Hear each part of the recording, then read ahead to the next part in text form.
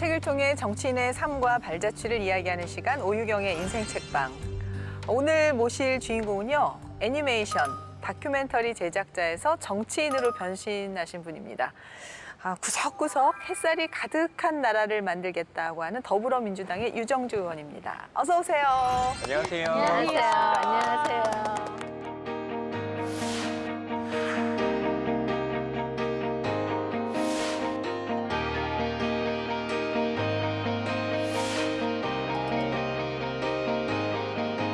지금 발의된 예술인 권리 보장법이 완벽하지 않다는 것은 누구보다 당사자인 예술인들이 잘 알고 있습니다. 그러나 슬프게도 이 법이 제정되길 기다리는 분들 또한 예술인들입니다. 왜인지 아십니까? 이 법이 그들을 위한 기본법이기 때문입니다.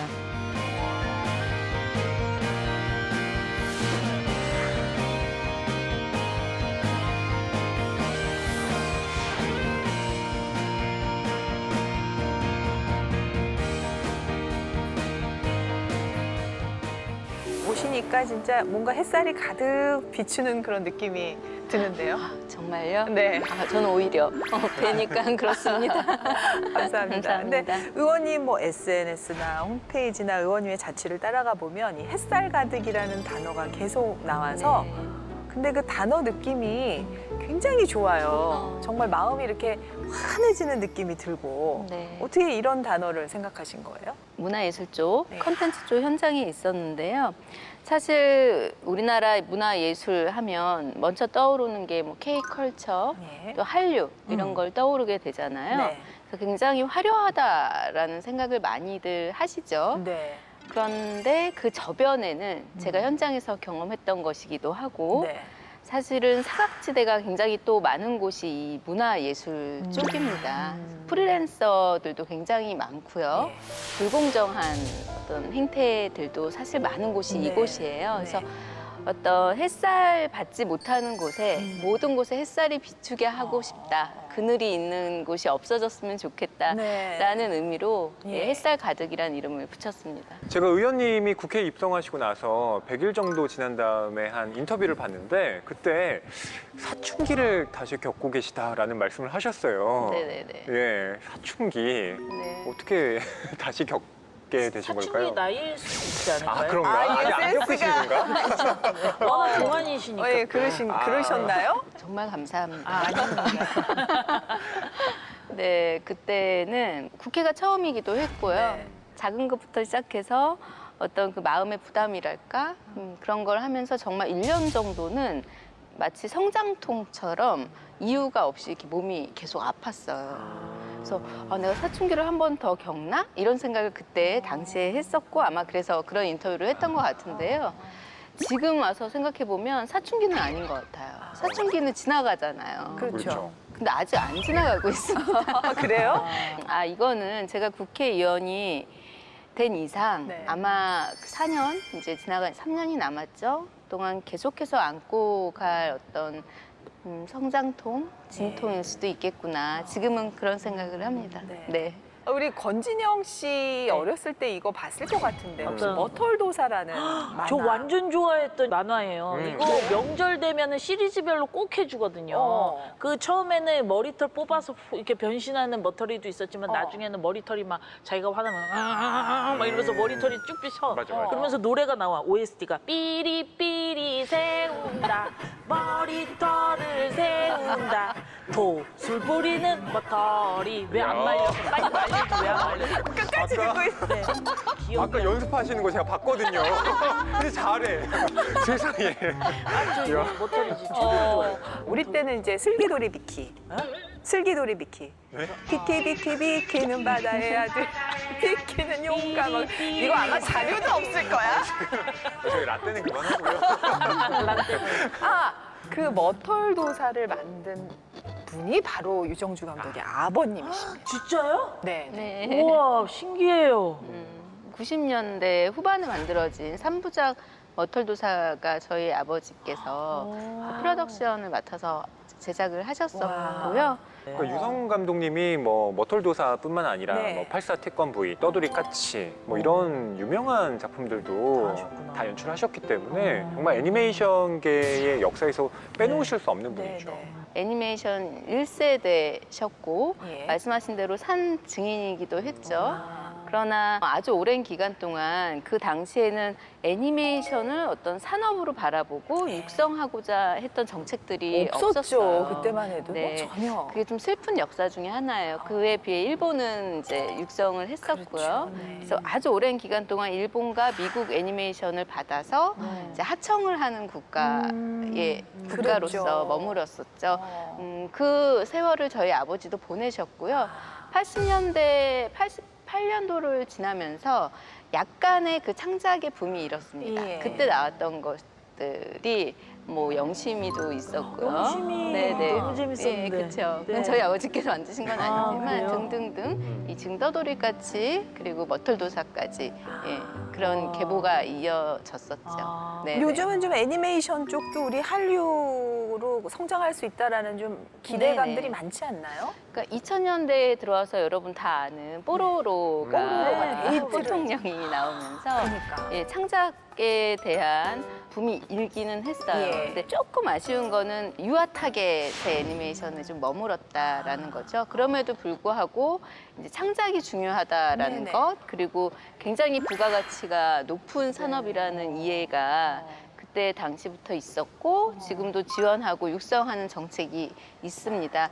이제 다만 아직은 좀 시장이 작아요. 한국은. 예, 그래서 굉장히 훌륭한 인재들이 있음에도 불구하고 그걸 좀 발굴하기 힘든 부분이 있어서 제가 입법 기간이 이제 되었기 예, 예. 때문에 그런 애니메이션 쪽 정책이나 제도 또 필요한 법안에 대해서도 고민을 많이 하고 있습니다. 시장은 작은 거에 비해서 부가가치는 굉장히 높지 않나요? 그렇죠. 그러니까 근데 이제 한국 내에서 지켜내지 못하면 우리가 잘 만들어 놓고도 그 중국에 팔거나 네. IP라고 하죠. 그쵸. 네, 지식재산권을 팔아버리게 되면 그게 메이드 인 차이나가 되는 거예요. 그렇죠. 아깝기도 하고 마음이 많이 아픈 거죠. 네, 그래서 그런 상황도 사실 다 한 단면이기도 합니다. 우리 의원님이 진짜 오죽 답답하셨으면 국회로 오셨겠어요. 그래서 오셔서 진짜 아까 성장 잠재력이 많은 이 부분에 하여튼 네. 좋은 길을 놓는데 아무튼 기여를 역할을 하실 해야 됩니다. 기여를 하실 좀 중요한 사명을 갖고 계신 것 같아요. 근데 제작자로서도 아버지가 그 제작하셨던 머털도사의 리메이크 버전이라고 해야 되나? 네네. 그신 버전도 하셨잖아요. 네, 2012년에 EBS하고 공동 제작으로 네. 머털도사 26부작으로 시리즈를 만들었어요. 네, 근데 다들 그것도 아버지가 만드신 줄 아시더라고요. 그랬겠어요. 네, 여기서 정확하게 해야 될 것 같아요. 그거는 예, 제가 제작을 했고요. 네. 당연히 아버지가 이제 감독님 역할을 해주시면서 많이 조력자가 되어 주셨죠. 아우, 네. 너무 좋은 부녀지간의 모습인 것 아니 같은데. 그때 많이 싸웠습니다. 그때 많이 그 서로 제작자와 감독의 관계가 되니까 아무래도 의견 차이가 나더라고요. 누가 이겼어요? 제가 아버지가 져주셨죠.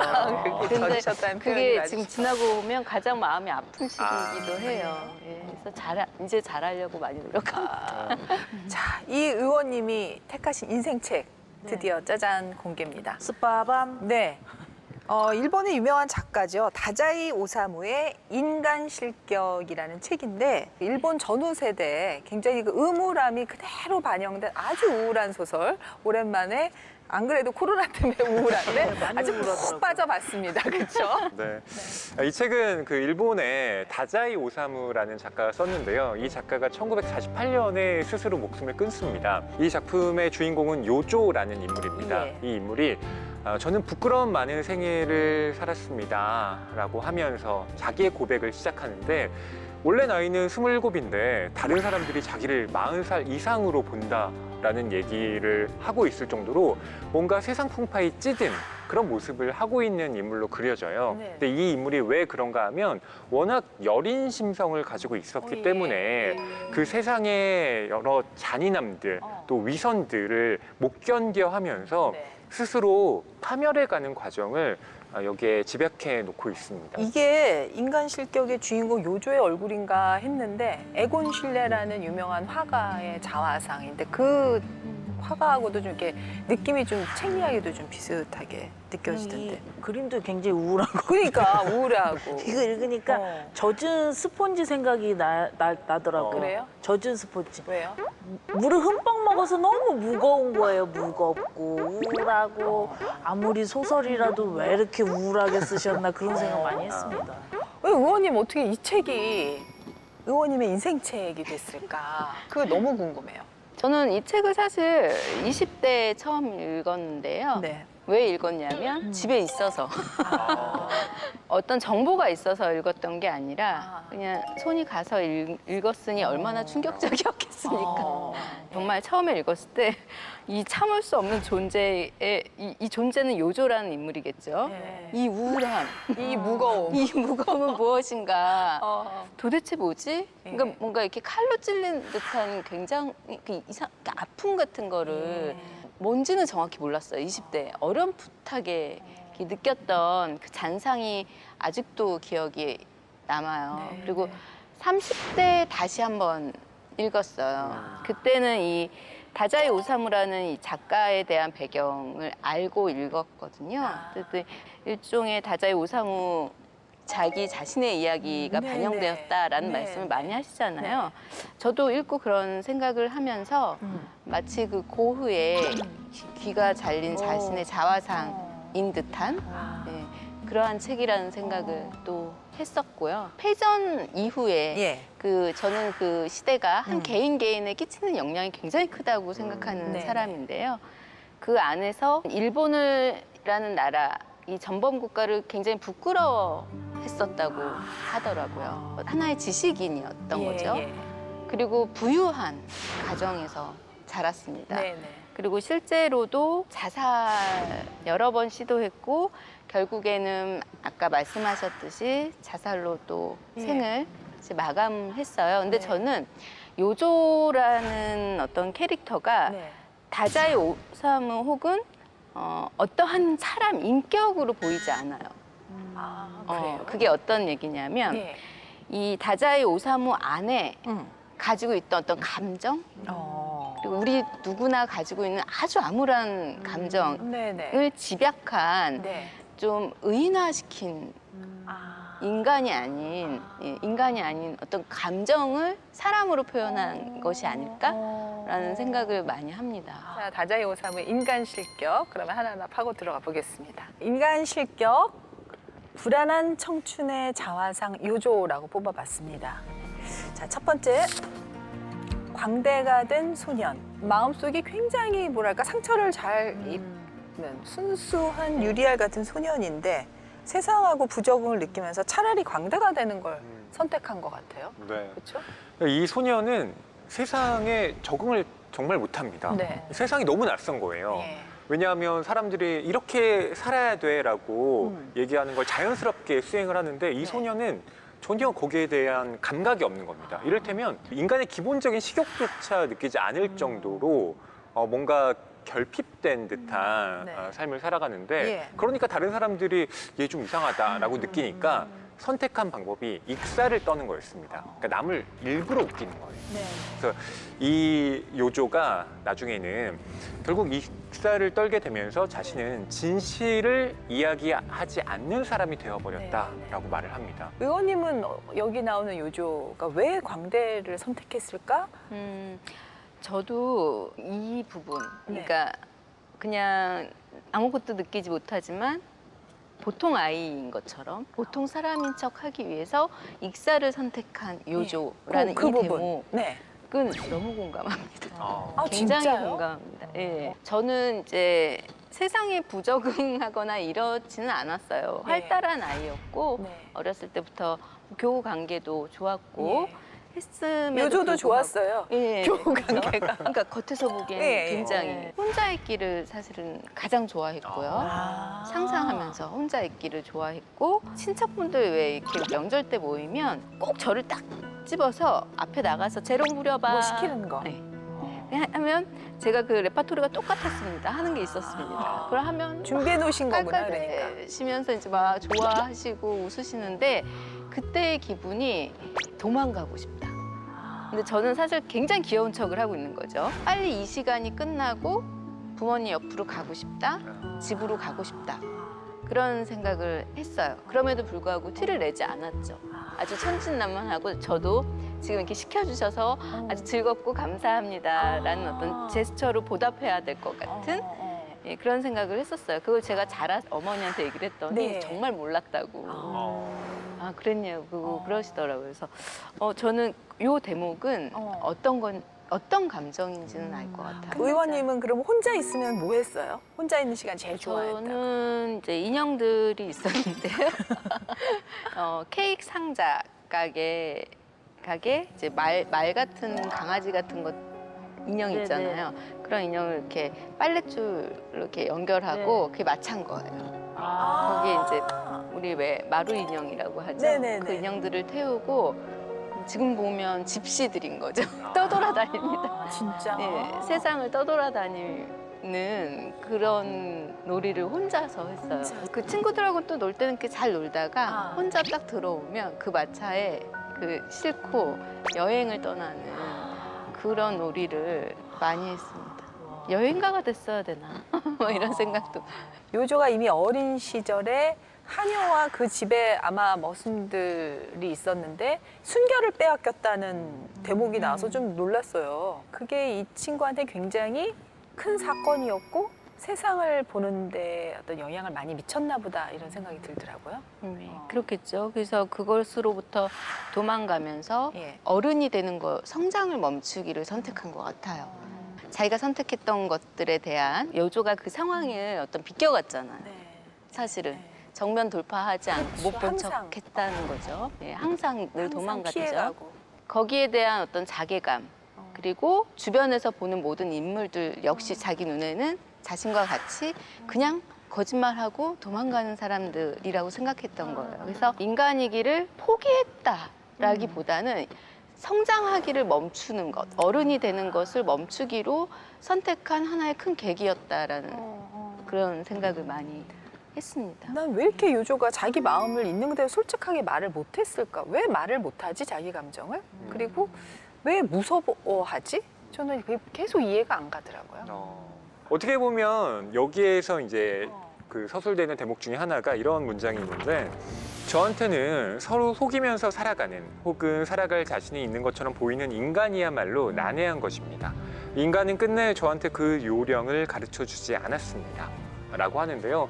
이 인간 실격이라는 제목이 좀 우리가 숙고해 볼 대목이 뭔가 하면 이때 인간이라고 하는 건 기성에 만들어진 이렇게 서로를 다 속고 속이면서 살아가는 인간들. 그런데 나는 그런 인간이고 싶지 않다는 거예요. 그래서 실격이란 말을 굉장히 자괴하는 것처럼 쓰지만 실제로는 나는 뭔가 또 특별함을 가지고 있다라는 일종의 그런 자기 긍정의 제목으로도 저는 읽혀야 되지 않을까? 자신의 선택인 거죠. 그렇죠. 절교하는 거죠. 그렇습니다.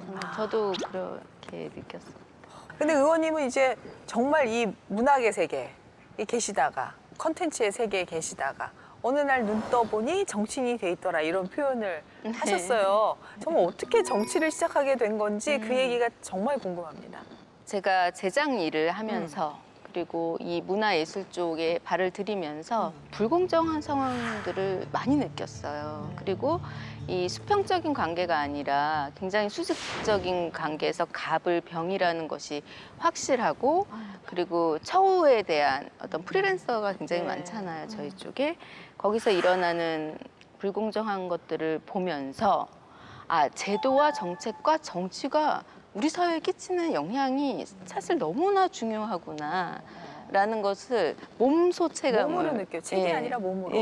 느꼈고요. 제작을 하면서 국가에서 한국과 중국 애니메이션 합작을 육성하던 2015년 정도에 있었어요.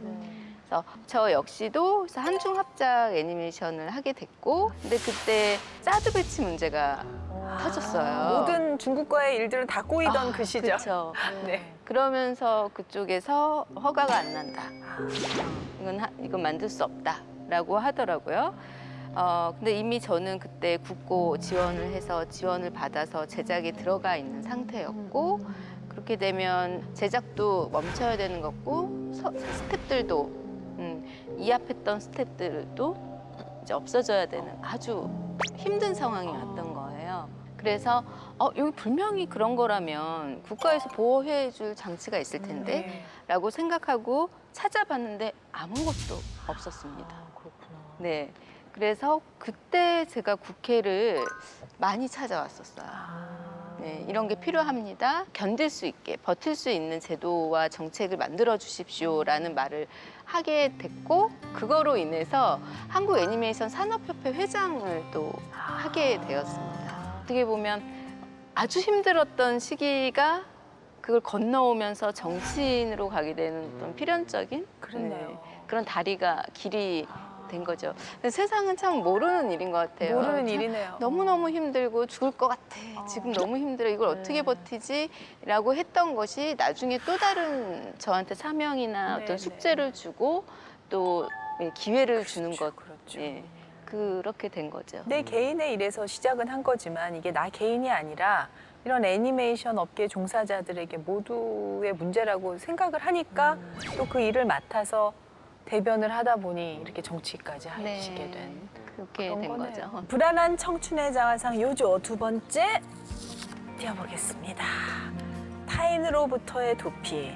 네, 의원님도 언급을 하셨지만은 요조가 무슨 일이든지 생기면 그걸 돌파하지 못하고 계속 도망 다니는 것 같아요. 예. 이걸 문학적으로 좀 예. 살펴볼 필요가 있는데 그러려면 요조의 입장에서 좀 생각을 해봐야 된다는 거죠. 네네. 이 요조는 어렸을 때 미술을 하고 싶어 했습니다. 네. 워낙 고독한 소년이었기 때문에 그걸 예술적으로 표현해내고 싶었는데 아버지는 너 관리가 되라 라고 이야기를 한 거예요. 네. 그래서 어쩔 수 없이 도쿄에 있는 이제 고등학교에 진학을 하게 됐는데 네. 이 고등학교 이제 생활을 하면서 호리키라는 자신보다 6살 연상의 남자를 만나게 됩니다. 예. 근데 이 형으로부터 참 많은 걸 배워요. 네. 술, 담배, 좌익사상 이런 걸 배웁니다. 근데 이게 그동안 인간에게 가졌던 그런 공포심을 어느 정도 좀 완화시켜줄 수 있는 계기가 됐다라고 밝히고 있거든요. 하지만 또 이것이 완벽한 도피가 되진 못하고 네네. 결국 이런 수단이 있었음에도 불구하고 요조는 또 끝없는 자기 파멸의 길로 걸어가게 됩니다. 호리키를 만나가지고 술 배우죠, 진짜 여자 배우죠, 방탕하게 사는데 그 뒤에 또 호리키가 와갖고 야, 넌 도대체 인생이 왜 그렇게 사는 거야? 너 왜 이렇게 방탕하게 살아라고 얘기하니까 나도 기가 막히더라. 요조가 완전 그때 기막혀 했잖아요. 의원님 여기에서 그 호리키가 얘기했을 때 요조가 받은 충격이라는 게 엄청났던 것 같아요. 그러니까 여기 이제 책 문구에 보면 네. 이 세상이란 게 도대체 뭘까요? 그것이 강하고 준엄하고 무서운 것이라고만 생각하면서 여태 살아왔습니다. 예. 호리키가 그렇게 말하자 불현듯 세상이라는 게 사실은 자네 아니야? 라는 말이 혀끝까지 나왔습니다. 그래서 그때 이후로 저는 세상이란 개인이 아닐까 하는 생각 비슷한 것을 가지게 되었습니다. 그리고 저는 예전보다 다소 제 의지대로 움직일 수 있게 되었습니다. 라는 이런 문구가 나오는데요. 저는 자꾸 이 책을 읽으면서 데미안을 같이 떠올리게 예. 돼요. 그 싱클레어한테 데미안 같은 사람이 맞아요. 온 것처럼 요조에게 데미안이 왔다면 어땠을까? 그러니까. 예. 예. 그랬으면 변했을까? 그런 생각을 좀 해보기도 합니다. 언지영 씨 어때요? 세상이 이렇게 있는데 나하고는 좀 다르면은 내가 세상의 기준과 좀 다른 게 아닐까? 아까 내가 이 세상의 기준으로부터는 좀 먼 사람이 아닐까 이런 생각 해본 적 하죠. 없어요? 저희는 이제 개그맨이다 보니까 저라는 소재로 누군가가 이제 개그라고 해서 얘기를 했는데 나한테는 전혀 웃기지가 않은 거예요. 나는 기분이 좀 안 좋은 거야. 그래서 안 좋다고 티를 내면 왜 개그인데 자꾸 다큐로 받아들여 이럴 때가 있거든요. 그쵸, 그쵸. 그럴 땐 괜히 얘기했나? 내가 너무 속이 좁았나? 그런 생각 할 때도 있어요. 네. 근데 내가 잘못됐나 싶죠. 그럼요. 어떻게 보면은 상대가 잘못됐을 수도 있는데. 근데 다시 생각해도 내가 기분 나쁜 게 맞아. 이런 생각은 드는데 하지만 표현은 안 합니다. 그래요? 네. 표현을 하면 관계가 깨져버리잖아요. 요조 같은 성격을 그러니까요. 갖고 계시네요. 네. 요조, 이 안에 요조 있다? 허위평론가는 안 그래요? 저도 당연히 그렇죠. 네. 그래서 저는 세상에는 별로 잘 맞다는 생각이 안 들어요. 제가 잘 맞았다면 속편해. 이거보다 훨씬 더 성공해 있지 않을까라는 그러니까. 생각을 하고 네. 있는데 그나마 여기까지 온 것도 스스로 좀 격려를 해주고 싶다는 생각이 듭니다. 제가 뭐 보내드릴 건 없고 박수 보내드릴게요. 감사합니다. 네. 근데 그 개인에 대한 얘기를 요주가 정말 많이 강조하고 있거든요. 네. 예컨대 이 책에서도 노력의 목표는 언제나 개인, 개인을 넘어 또다시 개인, 세상의 난해함은 개인의 난해함이라고 이야기를 합니다. 무슨 뜻일까요? 그러니까 이게 생각해보면 뭐 요즘 같은 개인주의가 만연한 시대에는 당연한 거 아니야라고 네. 생각할 수도 있는데 일본은 예나 지금이나 집단주의가 굉장히 강력한 국가입니다. 네. 특히나 전쟁이 끝난 직후잖아요. 네. 여전히 그 군국주의 이데올로기가 기승을 부리고 있던 시대이기도 했고요. 그런 상황에서 집단이 아니라 개인을 이야기한다라고 하는 건 그야말로 청년들에게는 대단한 충격이었고 그랬기 때문에 이 작품이 지금까지도 중요한 텍스트로 읽히고 있는 거죠. 의원님은 뭐 이 부분에 대해서 첨언하고 싶은 거 있으세요? 국회의원도 네. 선택의 기로에 굉장히 많이 서거든요. 그래서 그런 미리 판단을 내리고 국회의원은 이래야 하는 거 아니야? 라는 말을 수없이 들어요. 국회는 정무감각이란 말을 너무 많이 쓰잖아요. 그렇죠. 정무감각 있어 정무감각. 없어 뭐 그것도 예. 판단인 거예요. 그렇죠. 그래서 나는 정무감각이 없나 봐. 막 혼자 막 이런 생각을 하는 거죠. 정말 어쩜 없어도 이렇게 없을까. 그런 생각을 하지만 거기서 제가 선택한 거는 그럼에도 불구하고 결국 판단은 내가 해야 한다. 판단은 나의 몫이다. 왜?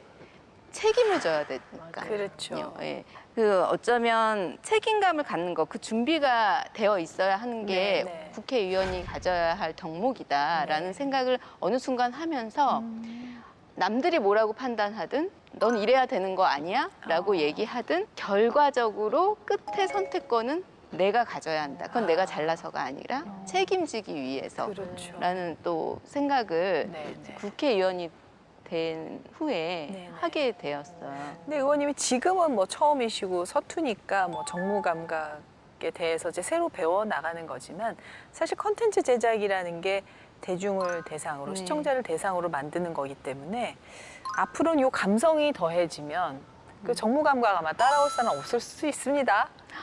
제가 그 어르신 분이 예. 예술인의 기운을 가지고 있는 사람이 네. 이 국회에서 참 서기 힘들죠. 그렇죠, 그렇죠. 그러나 그 면이 가서 있을 구석이라는 곳이 있습니다. 분명히 그곳에도 그 구석을 찾아서 정착하세요라고 저에게 문자를 보내주셨는데 참 좋은 멘트를. 네. 큰 힘이 되었어요. 그렇겠네요. 네. 요즘 우리 사회 화두가 청년이에요. 그래서 그 의원님께서 또 청년 문제 해결하기 위해서 앞장서고 있고, 그래서 의원님이 이제 하고 계신 것 중에 청년 다방. 근데 청년이면 카페 아닌가? 다방은 우리 중장년층. 청년 다방이라는 이제 네. 모임을 하고 계신가 봐요. 이게 이제 청년을 다 모아서 방법을 찾아보자. 그래서 줄임말로 청년 다방이라고 부르게 됐고요. 네. 이제 국회 모임이에요. 네네. 국회 연구 모임인데 제가 대표를 하고 있고 정의당의 유효정 의원님이 공동 대표를 하고 있습니다. 덕분에 청년들을 이제 코로나19 때문에 생각보다 많이 대면으로 만나진 못했지만 네.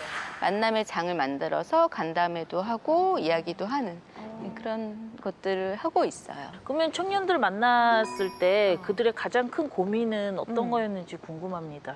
다양해요. 얼만큼 아느냐, 청년에 대해서. 이런 질문을 많이 받는데 많이 모르겠어요. 이게 솔직한 저의 답변이에요. 그게 왜냐하면 안다고 생각했는데 어느 순간 보면 아니에요. 너무 다양한 고민을 가지고 있고 그들이 우리가 생각하는 것처럼 그냥 굉장히 큰 분노에 놓여 있는 것처럼 우리 세상이 말을 하고 있잖아요. 그보다 훨씬 성숙합니다. 예, 만나서 깊은 얘기를 하다 보면 그래서 함부로 내가 이들을 재단하면서 안다라고 하는 순간 오히려 친구가 될 수 없더라고요. 그러니까 모르면 모르는 거를 인정하고 계속 대화하고 공감하고 하는 거예요. 저는 그 정도의 역할 안에서 네. 그래서 어떻게 하면 좋겠어요? 라고 물어보고 싶어요. 제 지론이 모든 답은 현장에 있다거든요. 그 청년들 자체가 현장인 거죠. 불안한 청춘의 자화상 요조. 자, 세 번째 뜯어보겠습니다. 행복도 불행도 없는 삶. 저는 불행한 삶이라고 생각했는데 이렇게 뽑으니까 이게 무슨 뜻일까 조금 궁금하긴 하네요. 행복이나 불행이라고 하는 네. 기준 자체가 지금의 세상이 그 기준을 설정해 놓는 거잖아요. 그러니까 그런 세상의 기준에서 벗어난 삶을 사는 요조를 가리키는 명제라고 저는 생각을 하고 있는데요. 어느 날 정말 충격적인 일을 겪게 됩니다. 호리케가 놀러 온 날이었는데 그때 이제 잠시 집을 비웠는데 멀리서 자기 집을 봤는데 아내가 누군가에게 겁탈당하고 있는 장면이었던 겁니다. 당연히 남편으로서 달려가서 구해야 마땅한데 요조는 그때 아무 말도 못하고 아무런 움직임도 하지 않고 공포심에 그냥 얼어버려요. 그래서 그 이후에 요조는 모든 인간에 대한 뭐 신뢰감 뭐 이런 거 다 잃어버리고 뭐 의욕도 다 상실해 버립니다. 네. 그러고 나서 그야말로 인간 실격의 삶을 이 요조가 살아가게 되는 거죠. 근데 여기에서 좀 요조가 가장 절망했던 순간이 치료를 위해서 병원에 가는 줄 알았는데 이제 가족들이 정신병원에 가둔 거잖아요. 그때 느꼈던 공포라든가 배신감 이게 굉장히 컸고 그 이후에 정말 사람이 아예 이제 세상에 대해서 실망을 하고 인간 실격을 얘기한 게 아닌가 싶은데요. 책에 이런 그 대목에 대해서 이런 말이 나옵니다. 정신병동에 갇힌 요조가 이렇게 말을 해요. 신에게 묻겠습니다. 무저항은 죄입니까? 라고 얘기하죠. 처음으로 큰 소리를 낸 게 아닌가요? 요조가. 사람들은 자기처럼 다 무저항할 수도 있어요. 다 도망치고 살 수도 있어요. 근데 그럼에도 불구하고 거기서 많은 핑곗거리를 찾기도 하고 또 다른 데에서 어떤 적절한 균형을 이루죠. 그래서 다시 살아가는데 그러기에 요조는 스스로 용서가 안 되는 거예요. 신에게 묻잖아요. 무저항은 죄입니까? 네네. 자신이 대답하는 거예요. 그 뒤는 죄다. 그러면서 자기를 심판했고 인간이 아닌 것을 선택하게 되는 거죠. 저는 이렇게 읽었어요. 그 요조가 쓴 수기를 한 마담이 갖고 있다가 맞아요. 갖고 오면서 그 마담이 요조는 참 순수한 사람이었어요. 아무도 그 전에 요조를 이해해 준 사람이 없었잖아요. 책 안의 인물들이. 근데 이 수기를 가진 마담이 처음으로 요조에 대해서 인정해 주는 거예요. 참 순수한 사람이었어요. 뜬금없게 어떻게 이 사람이 인정을 하지 갑자기. 저는 그 부분이 굉장히 인상적이었어요. 마지막에 그 마담이 예. 이야기한 그 요조에 대한 옹호도 어떻게 보면 내 삶 자체가 물론 인간 실격이라고 하지만 다른 관점에서 본다면 어떤 새 속에 찌들지 않은 그야말로 순수한 상태일 수도 있거든요. 예, 그렇게 해석될 수 있는 여지가 저는 있다고 봅니다. 자, 의원님이 문체위 소속이시죠? 상임위를 네네. 하고 계시고 여가위도 네네. 예, 겸임하고 함께 있습니다. 겸임하고 있어서 아동들에 대한 관심이 많으시더라고요. 제가 아주 어릴 때 기억이 있어요. 저는 아주 제가 애기였을 때 애기를 좋아했어요. 쭉 평생을. 그래서 제가 미술학원을 다녔었어요. 초등학교 때. 근데 한 3학년쯤이었나?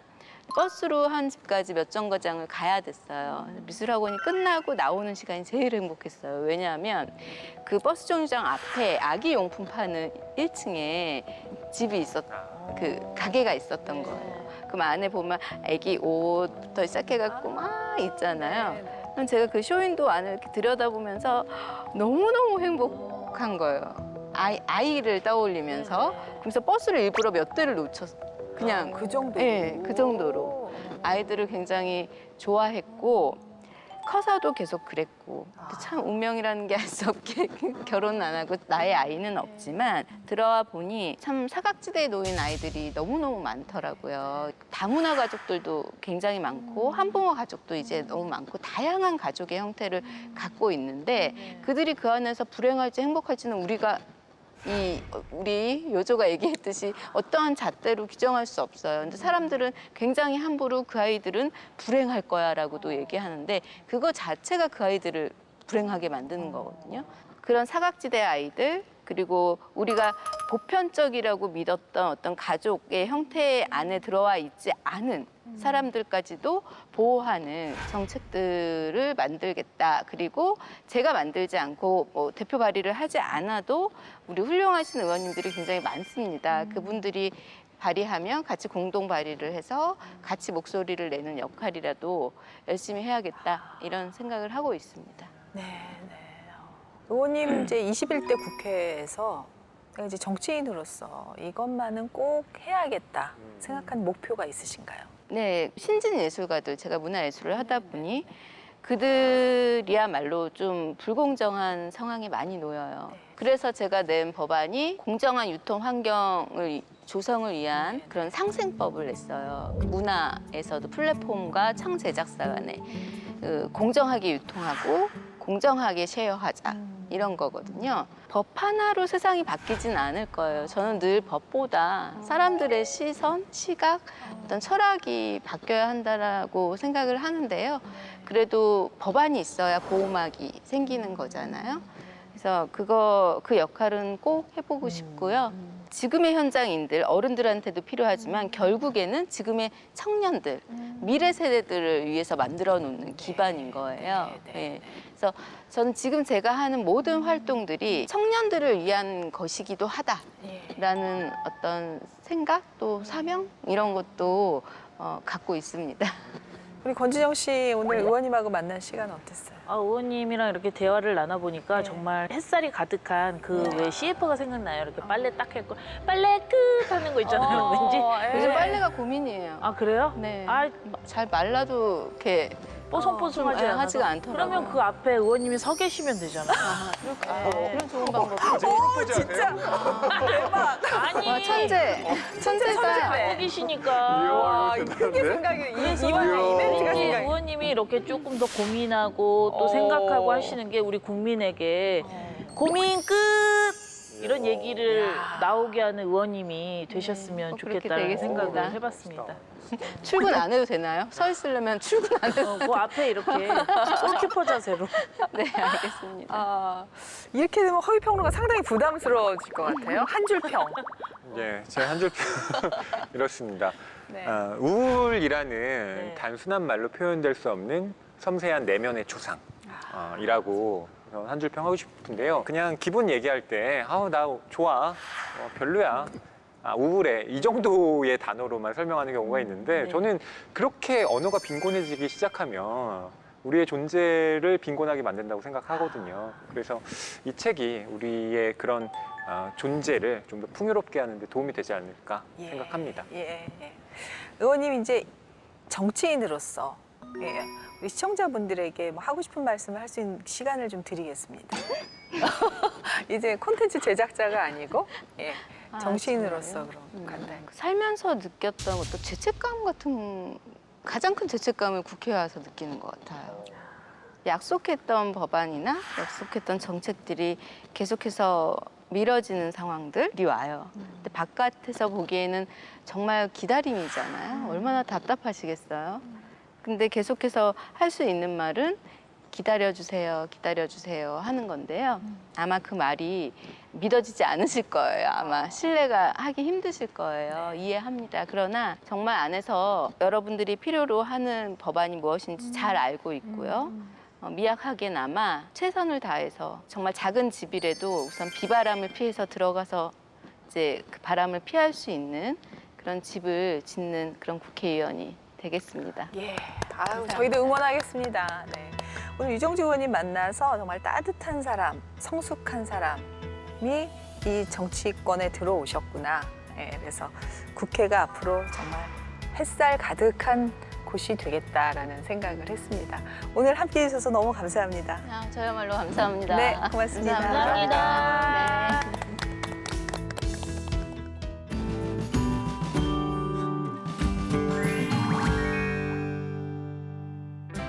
안녕하세요. 맹수지입니다. 국회 도서관이 추천하는 새로 나온 책과 다양한 추천 테마 도서를 소개하는 오늘 뭐 읽지? 오늘은 여행을 도둑맞은 당신에게라는 주제로 선정한 기획도서를 만나보는 시간을 준비했는데요. 먼저 새로 나온 책입니다.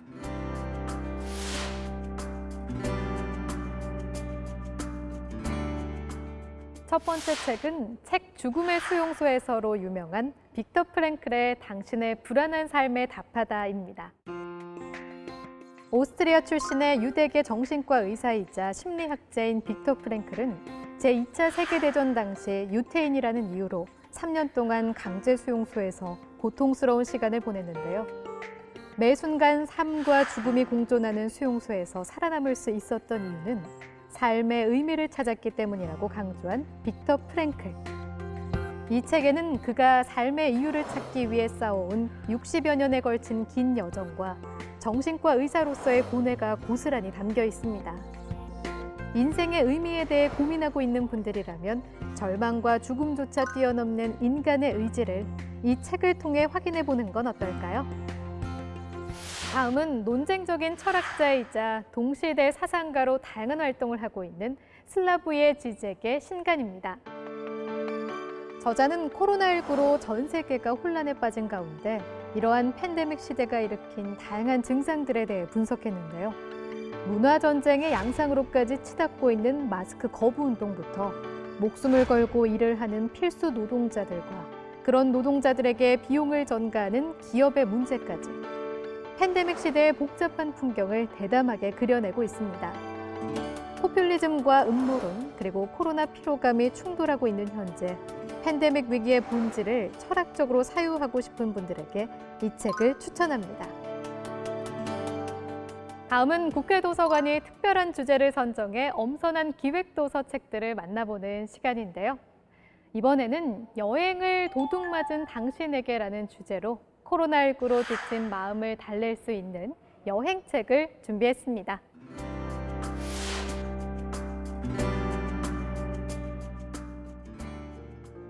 편지를 쓰고 싶었습니다.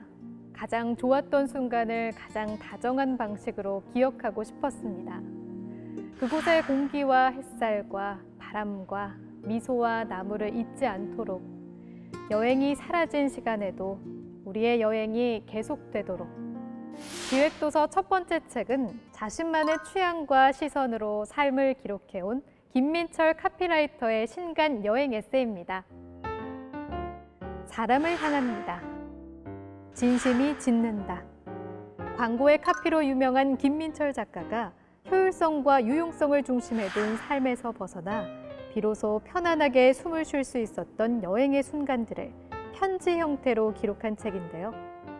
코로나로 여행이 멈춰버린 순간, 무방비와 무계획의 시간들로 가득했던 과거의 여행지 풍경을 돌아보고 싶은 분들에게 이 책을 추천합니다.